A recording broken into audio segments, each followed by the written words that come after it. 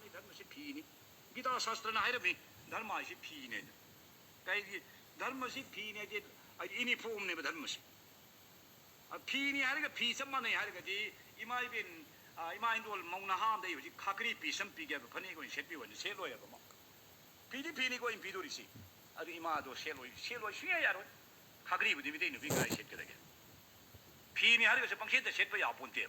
अदुन धर्म ने हाइदरसु धर्म दो फी का माने फी गुमने हारगा अम हेत चलगा लोय अदि आया मदु चनब याब लो नते मिते की लाइनिंग निंग जगदमनी मयांग की लाइनिंग निंग जगदमनी क्रिस्टियन होई जगदमनी इस्लाम होई जगदमनी बौद्धिस्ट जगदमनी जैन निंग कांगुन जैन निंग जगदमनी यहूदी कांगुन यहूदी की लंबी लेगदमनी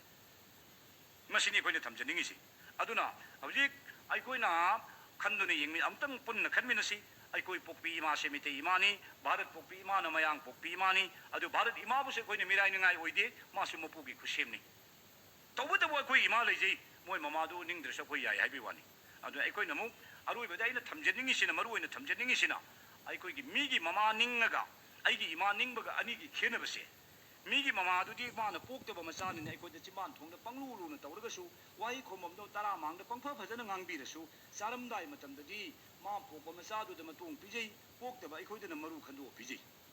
अदु आइकोइ इमादुदी अपोकबा मचानि फुसु फुगली चैसु चैगली मा यामनसु फिजेट नानब इमासु नते मोथाइ सुंदाइ नदना असंग फिजोन लेकेंबी मिदि बोकबी इमादो चैगनग्रबी फुगनग्रबी इमादो सारमदाइ मतमददी कमदौगेबु माना मतोंग मयामदो खंदो इचासिंदो मरु मरांग पनगनेदना मचा आइकोइदा मतोंग पिजरबी इमादो मरु साइ हेबि हुजि आइकोइना नैनदौरिसि मीगी ममा निंगगा मरु चारगा हिंगिसिरा आइकोइ पोकपी मिते इमाबु निंगजरगा मतोंग चारगा हिंसिरा हाइबसिनी आइकोइना यामना कुमना हुजि नैनरकदोरिसि मसी की वाखलोनसी मिते मिपुम खुदिंग मक्ते हेक फाउमिनब नुमितुदा मिते की चौखटपगी तांककमा यौरे हाइना ए हाइजगे अदुना आइखोइ हौजिक मीगिदा तांगबा मितौ तंबगी हैनबी मिपान तांगबगी चनबी आइखोइ थादोक फै तमदना मीगी मतौ तमगा पुंसिदो नुंगाइ आइखोना पालिबो कांगुसिबो मिते इपा इपुना मितम पान गवी मीगी मतौ तमगा पानबा मिसे मितेना इपा इपुसिंना मितम पान हाइना थंबिरमी अदि मीगी मपा मपुगी वारी खंगुरगा मीगी चदबीदुदा हैरुरगा आइदी पंडितनी अफावबनी खंगबने पोंगने हिंजरिबसे मसिना करी कौगे मिथि पोंग कौगे मसे हाइरगदी ताबददी फजदब लोंदाविना ताब सेंगनदी मसी लोंदुगी वाहनथोके चपचारिनी मिथि पोंगाइसे मीगीदा थीरा पोंगबा मीगी बतौ तम पानना मितम पान मसी पाइपुना मिथि पोंगने है मितम पानी हाइरमिबसे मतांगसिद मसी अखोइना मीगीदा थीरगा पोंगबा मीगी मतौ तमगा पानबगी हैनबिसि अखोइ थादोक फै चही चहुमदी पालए मीगी मतौ तमदना मितौ तमगा पोंगबा पंडित कया मांगदा हौग्रे हुजिकसु लैरी अदुना पंडित सिंधु मोय फते हाइबा नते मतमदुगिदी मोय यामना फबा मगुल लैबा पंडित ओइरिबनी अदुबु ngasi इपानाथ इपुनाथि हंजलसी हाइबा मतमददी मोयदी इपानाथ इपुनाथ की मतांगसिदि तांग अमा भाव खंगमद्रे मीगीददी आयौना खंग्रबा आयौना खंगे हारिबा पंडितो ममा मरोन नतमनिनने मीगी मरोनदुदा अरुबा वाहंग अमा हाइबदी यामना लुबा वाहंग अमा हे हंगपदा मा फना पंडित वर्ष खुंगमोइदोरे हिनिंगथौ इपा इबुंगो इमा लैमरेन हाइरिबा लाय अनिसे अदुगा इपा इपु पोकपा अपोकपा हाइरिबा लाय अहुमसे खुबम अहुमसे मसिदी सही लिसिंग कयागी ममांगदगी मिते युमथोंगदा खुबम यारगा लाखरबा तन थानबा यागिद्रबा शांतदास कुम लिसिंग कया पोक्त्रिङैदगी युमलाय सिमदी अखोइना लातना निंगदना लाखरबा अदुगुम्बा लाइफमनी सागुनरीबा अखोइगी लाइफमसे मसिबो अखोइना तुंगोइनबा हाइबसिदी अपोकपा ममा मपाबो माना थौइदबगुम्बनी अदुना अखोइना मपानगी लाइसी निंगरोइसी मदु लाइ नते मवा लौदे हाइबदि नते मपानगी लाइ अखोइ निंगबा याय मतम मतमदा फुरमुबा याय चलुबा याय कैसु काइदे अदु लुरिबदी आइगा लैमिनरिबा आइगी युंगी लाइसिनी अखोइना ताइनजगदबी मसिनी मितै लमचतकी मितै लिचत चतपसिंगी मरुओइबा अखोइना पुन्न खंगिनदोरिसि मसिदा अमु अखोइगी मितै लाइनिंग चतपसिंगी मनुंगदा सु नत्रगा गौरदा लैबसु सुम येंबिउ हौजी लाइ हराउबसिबु चही की लाइ हराउरिसि अयामना अखोइगी गौरदा लैब कांगुसु मयामम याउरिनि मितै चतबा गौर सम हिंदू समाज की कांगु तन खुलिंग खुंदुगा लाइ हराउरी अदुबु मोइ दुगु लाइ हराउरिदो बामोन याउब्राबा सोन खोटबा याउब्रानि सोनदे मितै लोनगी लाइरोन ngaktani माइबा माइबी पेनाना तौबा ngaktani मोइदी गौर समाजनी अदु यारी करिगिनो तौरीब थबक गौर समाज की थबक नती निंगथौ हाक्तक तौरंबा मितई सिंगी ओइबा चप चाना पथाप लाई हराव कौ थौरमसे मितई की अखोगी फिलोसोफी की कॉलेज नि लाई हराव बाइसी अदुगुम्बा लाई हराव थौरमदो गौर समाज दा लेबा मयामन हराव मतमदा मोइना मसिदि अखोगी गौरंगिन तौबा यादे हाइदे अदुना लाई हराव हाइबा पोसी लेरमबदगी अखोई मितई सिंग असि मुत्रिबि मसिमा करिगुम लेरमदब तारबा मितई खुनाइसे हिंगमबदी आई मितई तमुंदी लेररो आदा मंडलेद लेबा मितई मितई दी दुम ओइजरिबा मफम मरांग खंगदल लेरिबदो दुम दौना अखोइसु लेरमदोरि अदु लाई हरावबसिना मितई की लेंदबा युमफम मोइदना मसिना अखोगी तंगाई फदबा मुत्पा याररोइदबा मितई की थांगमई अमा ओइरे हारगा मसिदा युमफम मोइदा लेपदगी अखोइ ngasi मितई खुनाइसी हंजलकपा ngamaइबा मितई की चनबी अमा लेयेबा खंगइबसि लाई हरावबनि खंगलि याम फजगरबजानि लाई हरावबगी वांगुलोनसि अदुना लाई हरावबगी वांगुलोनदा हुजिक थंबिरमिसि सुम येंबिउ लाइरोनदा हाइरिदो माइ नोनसिंग मयाम लाइबौ याउबिरिनि लाइबौसि सकपा मतमदा लाइबौदा हाइरिसिनि वांग खुदेंग मै पाकपि लाइज चोना हापचलु सरेन पोपोप सुदु मुसि लाई हरावबगी लाइरोनदा हाइरि वांग खुदेंग मै पाकपि असि करिनो खुदेंग आदि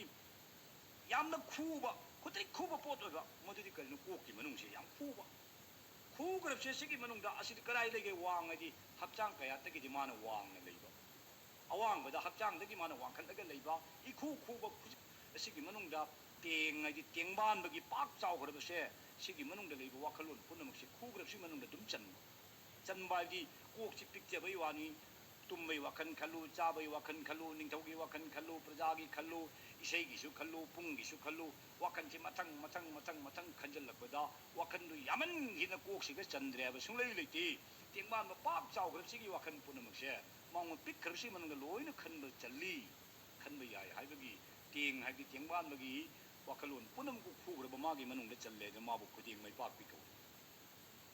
लाइज चोना हपचलोदी अदुगो वाखलोन मयाम नंगी कोकटुदा लोइना पुसलु अदुगो तौबतबु सरेना पोपोप सुदो उ हाइबदी सुदो उ हाइबदी अमोटबदु लंथोखो फतबो वाखल थादोखो अरुबदुदा लौसलु हाइरि मसि लाई हरावबगी लाइबौदा हाइरमे लोन अमुक लाइबौगी मरोलसिदा हाइरि तुम्बी तुम्बी ये तुमना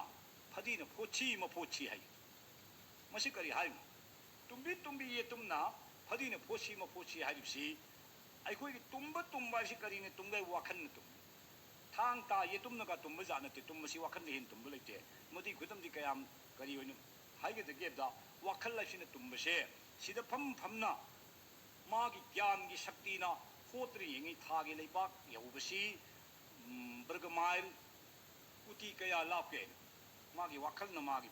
फाब ngam मसिदि कुटी सुक लापदे सिगै कापदे सु असुक थुंगबा सुगुम मतम थुंगनि गाइसे माना अंक तौरे हरगा रोकेसि थागी मतमदा थागे लेबाक थुंगुरिनि अदुदि मै वाखन सि कयाम तुंगरे सिगै थागे माना कापे रोके द था लेबाक थुंगन ngam वाखन जिन तुम्मिसे थागे लेबाक यवेबा मान काप 15 सि अदुकि मतिक तुम्मी वाखन से अदुना वाखन सिबु तुम्मी मचिन तुमे तुम्बी तुम्बी ये तुमना हरि फदीना फोची मफोची हाइबदी मितई नोइगे नपा नपुना थंबीरम पुया लारिक सिंदो खर मई थादो खर मांगनखि तौदना हुजिकि पुया सिंदो मचेत मचेत ताना लेग्रे फदी फरा साग्रे अदुबु मचेत मचेत ताना फदी ओइना लेग्रबा नपा नपुगी पुया मयामदु फदीना फोची मफोची नंगी सिंगलबा हई सिंगलबा वाखलदना नंगी ग्यालदना पुनमक्तो अमगा अमगा ताइसिनदना मपुम मोहलु हाइरिनि वाखन ताव हाइबनि मसि लाई हरावबगी मनुंगसिदा सुगुम फज फजबा पाउतांग मयामसे अखोइगी लाई हरावबसिदा मयेक सेंगना ताकपिरगे थंबीरम सुमनौना थंबीरमिबा अखोइगी इपा इपुगी पाउताकसिंग असि अखोइना लाई हरावबसिदा ताना ताना खंगना खंगना अदुम चटपा ngamde अदुम मतुंग इंदे अइनबा खरतन सुम येंबिउ हुजि गौरांग धर्मदा लेरिबा अहलमनसिंग गौर संप्रदायगी अनसिंग इमा इंदोनसिंग वारी ताहलोबा चुम्मेबा मोइना हारिसि दुम हाइ कोइनि मानिने अचुम्बनिने दुम हाइनि होरेन ने मयम सकरा माइ थोकोम दुम तौकिनि ngak taringido chumami thokida dum paigre lurisi sini masini karigino masi oine ba khangi pai pu singduna maramaduna mitei pai pu singna kari haina hairam gaibo ha urik napangbi namana kawita dabi napana kawita dabi asum haidana saitharami haidi urik uchi ꯑꯗꯨꯕꯨ ꯅꯠꯇꯦ ꯎꯔꯒ ꯂꯤꯊꯣꯛꯑ ꯆꯠꯈꯤꯕꯗꯨꯕꯨ ꯎꯔꯤꯠ ꯀꯧꯏ ꯍꯥꯏꯅꯦ ꯍꯥ ꯎꯔꯤꯠ ꯅꯥꯄꯪꯕꯤ ꯑꯗꯨ ꯎꯔꯒ ꯂꯤꯊꯣꯛꯑꯒ ꯆꯠꯂꯤ ꯅꯥꯄꯪꯕꯤ ꯍꯥꯏꯗꯤ ꯇꯥꯟ ꯇꯥꯁꯤꯟꯅꯗꯕꯗꯣ ꯑꯗꯨꯕꯨꯅꯦ ꯍꯩ ꯅꯃꯥꯂꯣꯟ ꯐꯖꯕꯁꯨ ꯅꯨꯡꯁꯤꯕ ꯈꯪꯗꯕ ꯅꯄꯥꯒꯤ ꯃꯌꯦꯛ ꯅꯤꯡꯊꯤꯕꯗꯁꯨ ꯍꯩꯅꯤꯡꯕ ꯄꯣꯛꯇꯕ ꯅꯣꯏꯁꯤ ꯑꯣꯟꯊꯣꯛꯅ ꯂꯨꯈ꯭ꯔꯦꯗ ꯁꯨꯝ ꯍꯥꯏꯗꯅ ꯃꯤꯇꯩ ꯏꯄꯥ ꯏꯄꯨꯁꯤꯡꯗꯨꯅ ꯁꯩꯊꯥꯔꯝꯕꯗꯨꯅꯤ ꯃꯁꯤ ꯑꯁꯨꯒꯨꯝꯕ ꯏꯄꯥ ꯏꯄꯨꯁꯤꯡꯅ ꯅꯤꯡꯉꯝꯗꯅ ꯁꯩꯊꯥꯔꯝꯕ ꯋꯥꯔꯤ ꯃꯌꯥꯝ ꯑꯃ ꯂꯩꯔꯤ ꯏꯄꯥ ꯏꯄꯨꯁꯤꯡꯁꯤꯅ ꯃꯊꯋꯥꯏꯗ ꯆꯥꯛꯇꯅ ꯍꯦꯛ ꯈꯨꯗꯛꯇꯨꯗ ꯈꯣꯝꯖꯗ ꯃꯈꯨꯠ ꯄꯥꯏꯗ ꯃꯈꯣꯡ ꯄꯥꯏꯅ ꯆꯤꯡꯁꯜꯂꯨꯕꯗꯤ ꯍꯦꯛ ꯉꯝꯍꯧꯗ ꯇꯨꯡꯗ ꯑꯣꯏꯍꯧꯒꯗꯕ ꯃꯥꯡꯍꯧꯒꯗꯕ ꯃꯌꯥꯝꯗꯨꯗꯤ ꯉꯁꯤꯗ ꯌꯦꯡꯕꯗ ꯂꯣꯏꯅ ꯍꯦꯛ ꯎꯕ ꯃꯗꯨꯗ ꯄꯦꯟꯗ꯭ꯔꯗꯅ ꯆꯥꯗꯨꯅ ꯊꯃꯣꯏꯗ ꯃꯤꯂꯨꯗ ꯄꯤꯔꯥꯡ ꯁꯤꯟꯊꯔꯒ ꯏꯄꯥ ꯏꯄꯨꯁꯤꯡꯗꯨꯅ ꯇꯦꯡꯊꯥꯔꯝꯃꯤꯅꯤ ꯑꯁꯨꯝ ꯇꯧꯗꯅ ꯑꯩꯈꯣꯏꯒꯤ ꯈꯨꯟꯅꯥꯏ ꯑꯁꯤ ꯁꯣꯛꯆꯜꯂꯛꯑꯕ ꯃꯇꯝꯁꯤꯗ ꯑꯩꯈꯣꯏꯅ ꯍꯧꯖꯤꯛ ꯃꯤꯔꯣꯟ ꯇꯥꯡꯕꯒꯤ ꯍꯩꯅꯕꯤꯗ ꯄꯣꯡꯖꯔꯤ ꯑꯩꯒꯤ ꯄꯨꯟꯁꯤꯒꯤ ꯑꯩꯒꯤ ꯂꯣꯟꯒꯤ ꯌꯨꯝꯐꯝ ꯑꯣꯏꯍꯟꯕ ꯕꯪꯒ꯭ꯂꯥꯗ ꯍꯤꯟꯗꯤꯗ ꯂꯣꯟꯒꯤ ꯌꯨꯝꯐꯝ ꯑꯣꯏꯍꯟꯕꯗꯤ ꯃꯤꯇꯩ ꯃꯆꯥ ꯑꯃ ꯑꯣꯏꯅ ꯃꯗꯨꯗꯤ ꯆꯥꯎꯅ ꯂꯥꯟꯒꯅꯤ ꯃꯙꯨꯁꯨꯗꯣꯟ ꯀꯧꯕ ꯀꯕꯤ ꯑꯃꯦꯔꯤꯀꯥꯗ ꯃꯇꯝ ꯀꯨꯏꯅ ꯂꯩꯔꯨꯔꯕ ꯃꯇꯨꯡꯗ ꯃꯥ ꯈ꯭ꯔꯤꯁꯇꯤꯌꯟ ꯙꯔꯃꯒꯤ ꯐꯖꯕ ꯃꯑꯣꯡ ꯃꯇꯧ ꯎꯔꯛꯄꯗꯒꯤ ꯈ꯭ꯔꯤꯁꯇꯤꯌꯟꯗ ꯂꯥꯏꯆꯨꯗꯅ ꯏꯪꯂꯤꯁꯀꯤ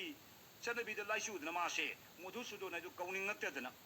ꯃꯨꯊꯠꯄꯁꯨ ꯍꯦꯛ ꯉꯝꯗ ꯃꯥꯏꯀꯦꯜ ꯃꯙꯨꯁꯨꯗꯣꯟ ꯍꯥꯏꯅ ꯃꯥꯏꯀꯦꯜ ꯍꯥꯏꯕ ꯃꯤꯡꯊꯣꯟꯁꯤ ꯅꯞꯁꯟꯈ꯭ꯔꯦ ꯇꯧꯕꯗꯤ ꯃꯥꯁꯤ ꯚꯥꯔꯠ ꯃꯆꯥꯅꯤ ꯚꯥꯔꯠꯀꯤ ꯑꯐꯥꯎꯕ ꯀꯕꯤꯅꯤ ꯃꯥꯒꯨꯝꯕ ꯀꯕꯤ ꯂꯩꯇꯦ ꯍꯥꯏꯕ ꯌꯥꯔꯤꯕ ꯅꯤꯄꯥꯅꯤ ꯃꯥꯏꯀꯦꯜ ꯃꯙꯨꯁꯨꯗꯣꯟ ꯍꯥꯏꯕ ꯃꯤꯡꯊꯣꯟꯁꯤ ꯐꯪꯉꯒ ꯃꯥ ꯚꯥꯔꯠꯇ ꯑꯃꯨꯛ ꯍꯜꯂꯛꯈꯤ ꯁꯤꯔꯝꯗꯥꯏ ꯃꯇꯝꯗꯗꯤ ꯃꯥꯅ ꯍꯥꯏꯔꯝꯃꯤ ꯑꯩꯅ ꯃꯥꯏꯀꯦꯜ ꯀꯧꯕ ꯃꯤꯡꯊꯣꯜ ꯑꯃ ꯑꯩꯅ ꯋꯥꯏꯔꯨꯕꯁꯦ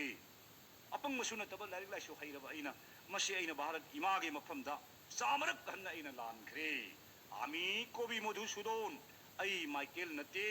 ꯑꯩ ꯚꯥꯔꯠ ꯏꯃꯥꯅ ꯄꯣꯛꯆꯕ ꯃꯆꯥ ꯀꯕꯤ ꯃꯙꯨꯁꯨꯗꯣꯟꯅꯤ ꯍꯥꯏꯅ ꯃꯌꯥꯝ ꯃꯃꯥꯡꯗ ꯃꯥꯅ ꯁꯦꯡꯗꯣꯛꯑꯝꯃꯤ ꯃꯥꯏꯀꯦꯜ ꯍꯥꯏꯅ ꯅꯞꯄꯨꯕꯗꯨ ꯀꯣꯟꯅ ꯃꯉꯣꯟꯗ ꯐꯠꯇꯕ ꯂꯩꯅꯥ ꯑꯣꯏꯔꯛꯑꯕ ꯃꯃꯥ ꯃꯔꯣꯟꯕꯨ ꯇꯨꯡꯑꯣꯏꯅꯔꯒ ꯃꯤꯒꯤ ꯃꯔꯣꯟꯅ ꯋꯥꯡꯅ ꯎꯔꯨꯕꯗꯣ ꯃꯗꯨꯅꯤ ꯃꯥꯅ ꯅꯤꯡꯉꯝꯗꯕ ꯐꯥꯎꯔꯛꯅ ꯀꯣꯟꯅ ꯍꯥꯏꯔꯝꯃꯤꯁꯤ ꯃꯁꯤ ꯑꯩꯈꯣꯏ ꯈꯟꯃꯤꯟꯅꯕ ꯑꯃ ꯆꯪꯉꯤ भगवान श्री कृष्ण अर्जुन हायरमी अर्जुन स्वधर्मे निधनं श्रेयो पराधर्मं भयावहो स्वधर्मे निधनं श्रेयो मसा मसा की लाइनिंग मसा मसा की धर्म दबो थादोक्तन परधर्मं भयावहो मीगी धर्मन फैयेन खल्लदन मीगी लाइनिंग मीगी धर्म दद संग युसिंग दबो बोबदि अर्जुन कृष्ण इना भयावहो ओथोंग कीगरे हाइना मना अर्जुन ताकबिरमी अदुदि अखोय मितैना हिंदू गौरांग निंगना राधे हा कृष्णा दोयामो इन गाय पोथद कपूरी सिबो कृष्णन नुंसिरमगद्रा किरमगद्रा हाइबदनि ना 19 असुक सेंगन गीता शास्त्रन लाउरमब सिबो करिगिनो अब खोइन हंजन हंजन पंगुरि